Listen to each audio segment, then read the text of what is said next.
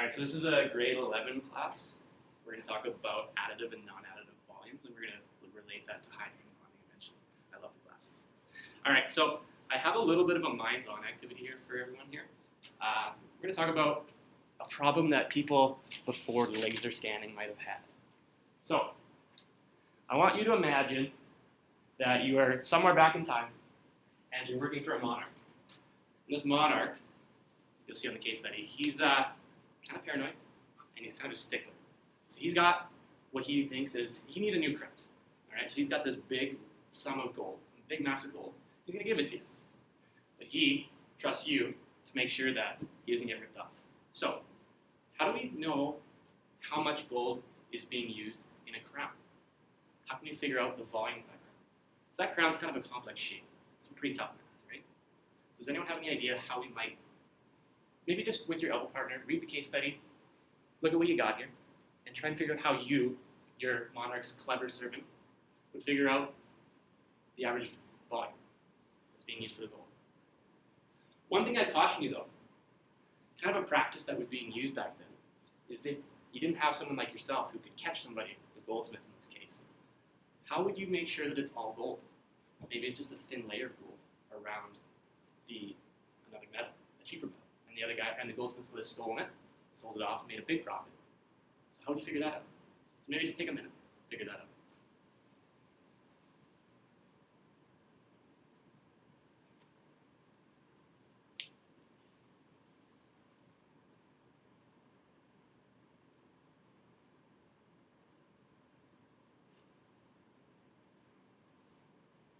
So if you have any ideas, just shout them out. Don't worry about raising your hands. But how do you think you would go about doing that?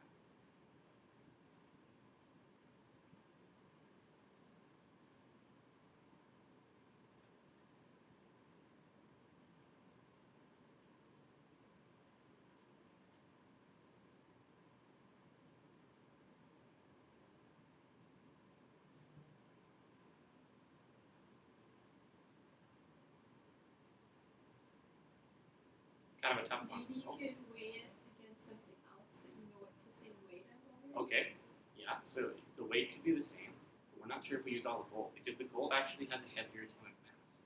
So, I'll tell you what they actually did, and I'm going to use this pencil, or actually it's a pen. Does anyone know what the volume of this pen would be? Kind of tough. It'd be a little easier figuring out than a crown, right? What they actually did was they got a known volume of water, and they dropped it in. So the change in water would be the volume. So it's about, this wasn't quite enough water, but it's going to be about 5 to 6 milliliters for the pen. All right. So you can take that volume and multiply it by the mass that you already knew about the gold and make sure that they aligned. That way, all the gold was being used in this crown. All right. So today we're going to talk about additive volumes and non-additive volumes. What do you think the difference between an additive volume is and a non-additive volume? Let's look at that pen. So say we had 70 milliliters plus, I don't know, equals, let's say 76. How much do you think that the volume of that pen was? 6, right? So if A and B equals C and they add up, it's an additive. So what do you think a non-additive volume would be? Not 6. Right, so it would equal something else. Let's see what this might look like. So I have 50 milliliters of water. Or not water, actually I will have water as well.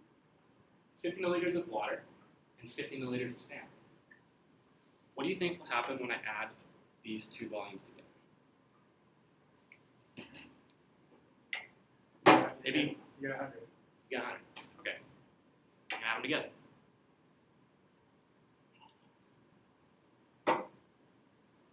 Just take this and pass it along. So we have It's not 100. No way. 50 A. Let's say that's the sand. B water. What does that equal? 100. Roughly. We think 100, we predict 100. What does it actually equal? It's kind of 92-ish now. So we're around 92. If we waited even longer, it would get to probably about 85. But that sand actually is a little bit wet, so it's a bit of an experimental error there. That's not a big deal. So when the two masses of when the two volumes do not equal each other, that is called a non-additive equation or volume. Okay, good to know. Right here, I have ethanol and I have ethanol, 50 milliliters of each.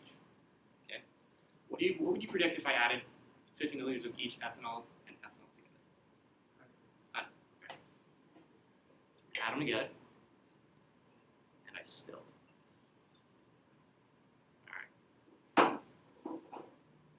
So if I wouldn't have spilled there, it should have equaled 100. All right. Sometimes experiments don't go the way you want to. So yeah, that would have been an example of an additive volume.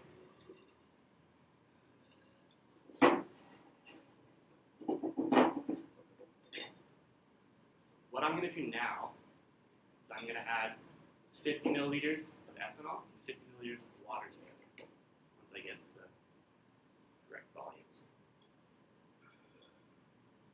I want you with your elbow partner to predict what will happen when I add 50 milliliters of ethanol and 50 milliliters of water together. You can write that down.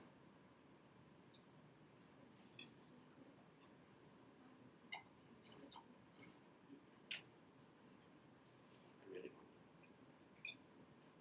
All right. So here's the water, here's the ethanol.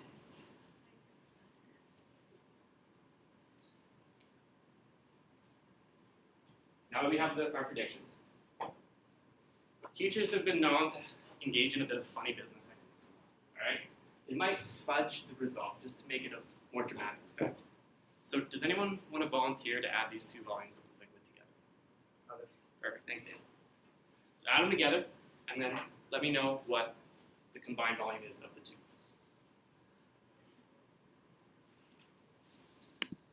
So this is water and ethanol? Yeah, you are mixing the ethanol into the water right now.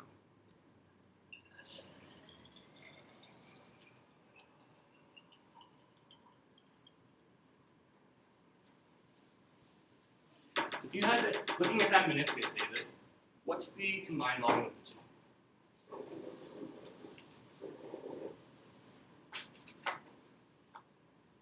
98.2. 98. Okay. So does that match your predicted result? We thought it was going to be 100, or did you think it would be more or less? Thought it was going to be 100. Okay. So last class and the few before that, we had done Lewis dot diagrams. So does anyone know the chemical structure of ethanol? What's the formula? CH4. OH. C2. CH6O. Alright.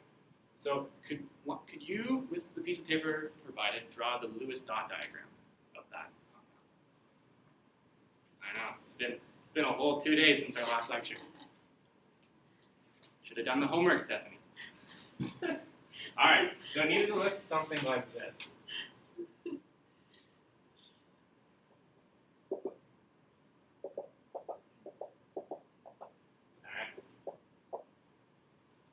So that would be the Lewis dot would be. Okay, so those dots represent the electron pairs. Do you think that this molecule is a polar molecule? Yeah. The electrons want to go to oxygen, which has the higher electronegativity, right? Perfect. How about water? Is that a polar molecule? Yes. Why? Where do the electrons want to go? Hard to tell in that, right? So, reason for this demo is to introduce a new way of drawing things. It's called stereochemical drawings. All right. Chemicals don't actually exist in 2D like it does in the Lewis dot. They're three-dimensional objects. All right. So let's look at water. It would actually be like this. Okay. The electron pairs still there. This and like this. Those hydrogens bend down closer to the free electrons and create a polar molecule. See how that works? This is actually called, or we call this polarity sigma. So oxygen, which has more electronegativity has more negative around it, so it's slightly negative. And the hydrogen is slightly positive. So we have a little bit of a polarity here, all right, in the intermolecular, intramolecular. Same thing's going to go on here, all right? This one's a little bit more complicated. We're going to have to use tetrahydrils.